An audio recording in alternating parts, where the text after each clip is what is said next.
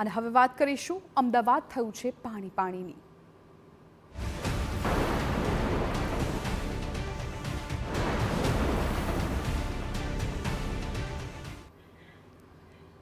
खूब महत्वपूर्ण समाचार। आगामी 3 કલાક માટે વરસાદની આગાહી છે। રાજ્યના 11 જિલ્લામાં અતિ ભારેનું રેડ એલર્ટ આપવામાં આવ્યું છે। કયા કયા જિલ્લાઓ છે અમે આપને જણાવી રહ્યા છીએ। અમદાવાદ, પાટણ, મહેસાણા, રાજકોટમાં રેડ એલર્ટ આપવામાં આવ્યું છે અને આ સાથે સુરેન્દ્રનગર, મોરબી, બોટાદ, ખેડા, આણંદ, વડોદરા, ભરૂચમાં પણ રેડ એલર્ટ આપવામાં આવ્યું છે। તો અમદાવાદ શહેરમાં ધોધમાર વરસાદ બાદ પાણી। કેટલાક વિસ્તારમાં 3 કલાકમાં 6 ઇંચથી વધુ વરસાદ। સવારથી અત્યાર સુધી 10 વૃક્ષ ધરાશાય થઈ ગયા છે અને શહેરમાં 2 એવી જગ્યાઓ છે કે જ્યાં દિવાલ પણ ધરાશાયી થઈ હોવાની ઘટના બની છે। વરસાદને કારણે 7 ઇલેક્ટ્રિક થાંભલામાં શોર્ટ સર્કિટની સ્થિતિ। પાણી ભરાતા શહેરના 9 અંડરપાસ બંધ કરવામાં આવ્યા।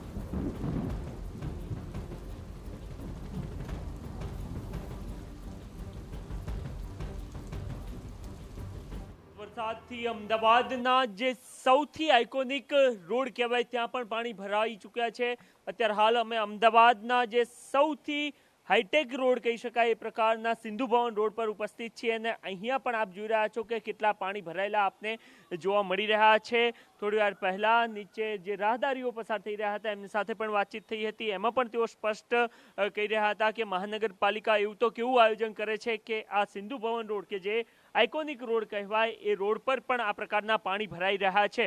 મહત્વનું છે કે સિંધુ ભવન રોડ, રાજપથ ક્લબ, આંબલી અને એ સહિતનો જે સમગ્ર વિસ્તાર છે એ અમદાવાદના સ્ક્વેર ફીટ દીઠ જે સૌથી મોંઘા અથવા તો ધનાઢ્ય વિસ્તાર કહી શકાય એ પ્રકારના આ વિસ્તારો છે અને જો આ પ્રકારના વિસ્તારોમાં પણ આ પ્રકારની સ્થિતિ થતી હોય તો અન્ય વિસ્તારોની સ્થિતિ કેવા પ્રકારની હોઈ શકે છે એ અંદાજ આપ લગાવી શકો છો।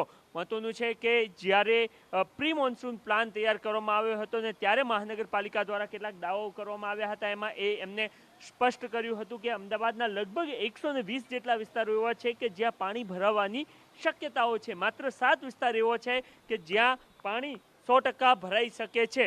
પરંતુ આજે જે પ્રકારે સવારથી અવિરત વરસાદ ચાલી રહ્યો છે ત્યારબાદ આપ જોઈ રહ્યા છો કે અમદાવાદના મોટા ભાગના વિસ્તારોની આ પ્રકારની સ્થિતિ આપને જોવા મળી રહી છે અને એમાં પણ જ્યારે વાત અમદાવાદના આ સૌથી પ્રખ્યાત હતો તો આઇકોનિક રોડની વાત આવે તો ત્યારે જરૂરથી એ વિશ્વાસ થાય કે આ રોડની આ પ્રકારની સ્થિતિ થઈ રહી છે। આ પ્રથમવાર નથી। આજથી 3-4 વર્ષ પહેલા પણ જ્યારે ખૂબ વરસાદ પડ્યો હતો ત્યારે પણ આ પ્રકારની સ્થિતિ સર્જાઈ હતી પરંતુ ત્યારથી લઈને અત્યાર સુધી મહાનગરપાલિકા દ્વારા આ બાબતમાં કોઈ પણ પ્રકારની શીખ લેવામાં નથી આવી અને ફરી એકવાર આ આઇકોનિક રોડ સિંધુ ભવન પર પાણી ભરાયેલા આપને જોવા મળી રહ્યા છે।